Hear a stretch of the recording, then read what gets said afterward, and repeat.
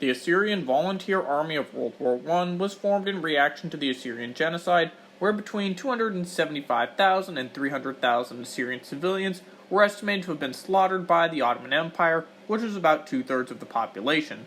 There were additional British and Russian promises of national independence. The force consisted of 20 to 25,000 troops and fought from 1914 to 1919. They would participate in over 30 battles during the Middle Eastern theater of World War I, across the Persian, Mesopotamian, and Caucasus campaigns with Entente forces against the Ottomans. Just as a heads up, throughout this video I'm about to mispronounce the living crap out of a ton of names, so please bear with me. The first engagement between the Ottomans and the Assyrians was, of course, in 1915 during the Assyrian genocide, during the defense of Irwado, which was coupled with the defense of Azaka, which also took place around the same time. In the first period of the defense, a counterattack was staged against the 13,000-strong force of Ottoman troops and resulted in the seizure of their battle flag. The Assyrians had to withstand being in the crossfire of shootings from different sides, including Ottoman forces as well as Kurds and other gendarmes. Some Assyrian villagers had even had experience serving in the Ottoman military. During one assault, they were even able to inflict 50 Turkish casualties, including a high-ranking officer. In total, 200 attackers and 300 of the Assyrian villagers were killed. Afterwards, the Ottomans prepared to negotiate an armistice through the Sheikh of Dara, promising protection to the villagers if they gave up their arms and obeyed government orders. When the villagers refused, a 3-day battle began, but was largely unsuccessful for the Ottomans, and the siege continued for another 30 days, leading to many casualties on both sides. The Ottomans were unable to break the Assyrians in the summer of 1915, and then brought in heavy artillery and ammunition that, together with an overwhelming advantage in numbers and supplies, eventually overwhelmed the lightly armed and outnumbered Assyrians. The Russian Army Corps had promised reinforcements, which came too late, and the Assyrians defended themselves against tremendous odds and conducted an orderly retreat. The Assyrian survivors joined other Assyrians in northwestern Persia, northern Iraq, and southeastern Syria, and they would form an Assyrian army to fight with the Russians and evict the Ottoman forces from Persia, as well as the historic lands of Assyria. And in the summer of 1916, the Assyrians split into two branches, where they fought several fierce battles against Kurdish castles, fortresses. The Assyrian army would return for the Battle of Chal, with the fortress, which was in very mountainous terrains. However, after the Assyrians divided themselves into 3 groups, the Assyrians attacked all the villages around and looted many sheep and cattle. The Assyrians waited until the entire force pulled out and then was divided once again. One of the primary leaders of the Assyrian forces was Malik Koshaba, who was known for his bravery, cruelty, and military capabilities. During the first summer of the arrival of the Assyrian refugees in Persia, the Assyrians of Lower Tyre, under his leadership, were settled around the mountains of Saray, where they were besieged by the Ottoman and Kurdish forces.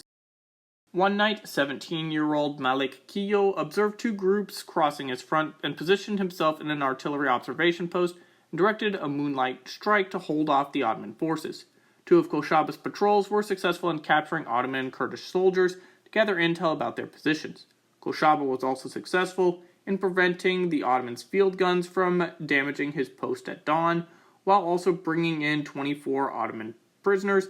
By that morning, the Ottomans were beaten by Koshaba and Kiyo, and on August 13, 1917, in Saray and Mabana, the Assyrians were surrounded by the 5th and 6th Divisions under the leadership of Iskandar Pasha, who vowed to annihilate the Assyrian race with their Persian allies. Koshaba decided to withdraw his men to their defenses for the night and to send out patrols to halt the enemy movements towards Saray. By 10:30 p.m., the Assyrians had captured 88 prisoners and a mass of arms. Koshaba could speak fluent Turkish and would question the POWs, most of whom claimed no reinforcements would be arriving. Koshaba also translated a captured code of signals, which could call for mortar bombs.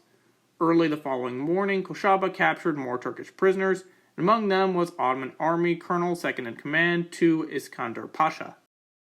In September of 1917, during the Battle of Oromar, the Russians became very skeptical of any success in attacking the pro-Ottoman Oromar tribe leader Sota Aga because of his strong defenses that they urged a retreat, and after a fierce confrontation, the guards of Soto Aga fell because of the strong Assyrian offensives, and the Assyrians basically showed up the Russians. Another major leader of the Assyrian forces was Aga Petros, who had his army already starting on an advance into Oromar. When the Russians saw the battlefield, they immediately urged another retreat. Aga Petros refused to withdraw and captured Oromar by nightfall when an additional force had arrived. When the enemy forces arrived to Oromar, they witnessed the smoke of the battlefield just rising up to the heavens, and this battle became known in the Assyrian history as the Assyrian Battle in the Clouds because they completely wasted the enemy. In 1917, when the Bolsheviks had taken control over the Russian armies and abducted Tsar Nicholas II, General Petros was so furious that he resigned his commission in the Russian army, refusing to take orders from the revolutionaries. He immediately took control of the Assyrian army and established his headquarters in Urmia, and by 1918, Petros and his Assyrian forces managed to control vast territories of Iranian Azerbaijan, west of Lake Urmia, where they established self-governance. The Assyrian forces under Koshaba and Petros numbered some 6,000 men and were flanked by Russian troops, and their task at the time was to hold the front against the Ottomans, who were attempting to advance on the city of Baku, in which they were successful in doing for 7 months, being from January to July of 1918, when they were surrounded by Ottoman forces. On January 11, 1918, the first battle between the Assyrians and the Iranian government occurred when 55 Assyrian soldiers, out of 100 stationed in Salamas, left for Julfa to get clothing for the army when they were ambushed and killed by the Iranian army. Soon afterwards, the Iranians attacked the Assyrians stationed in Khoi, but were pushed back, and the Assyrians would only retain 42 of the original 100 after these clashes. This incident was quickly delivered to Mar Benyamin Shimun, who, after seeing an Iranian cavalry group leave to Urmia, he sent delegates, including Petros, to the mayor of Urmia, who said that the killings wouldn't stop, which left the Assyrian delegates very saddened. After hearing the news, Benyamin arranged for a meeting with the Central Council of Assyrians and Armenians, and there they came to an agreement to fight against the Iranians if they attempted to expel them. On February 9th, some Assyrians were entering the city through the western gate when they were shot at and killed by Persian forces, and after a special force was sent out by the Persians to surround Petros and his home, which was located in the Christian quarter of Urmia, Petros told his family to hide and proceeded to shoot a machine gun that he had planted in a position within the building at his enemies. While the walls and windows of his mansion were being riddled by bullets, he thinned down so rapidly and effectively the line of attackers that they left their heaps of dead and wounded behind and fled. The Assyrians entrenched themselves and began to engage. The Assyrians were ordered to hold their positions no matter what, and soon after 150 fighters were sent to the weapons depot to free it, in which they used grenades and bayonets to kill as many of the Iranians as they could. The Iranian advances into Assyrian-held parts of the city were stopped by Petros. Soon after, Benjamin and Petros were contemplating what they would do for the next day, but shortly after, both the Iranian forces as well as Ottoman infiltrators would attempt another defeat at the Assyrians, but this was put down as the Assyrians remained in the same positions they had the entire day. On the first day of the battle, the entire western part of the city had fallen into Assyrian hands. During that night, additional troops were stationed in the city, and at one of the western gates, it was decided to occupy smaller units in other positions in the southern part of the city, as the gate was also near an American mission. At the southern gate was Koshaba with some 200 of his own troops. Their position faced directly the ancient parts of the city, which the following morning would be held by very large forces of Iranians.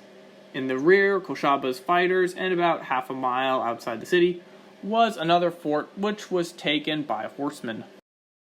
Early in the morning of February 10th, hostilities opened up all over the city. Some Assyrian troops were bringing ammunition to their comrades who were being attacked within the walls of Urmia when they were intercepted by the enemy horsemen, who emerged from the fort and attempted to capture ammunition depots and also the cannon which the Assyrians were bringing up for Petros. The Persian fighters were defeated and fled back to the shelters of their fortress, and the Assyrians planted their guns against the stronghold and took it by assault. The horsemen were defeated, and among their dead was the body of Riza Khan, who was a Persian general. Meanwhile, Koshaba and his troops were at the southern gate and directly opposite of the ancient defensive parts of the walls and repelled back many Persian troops.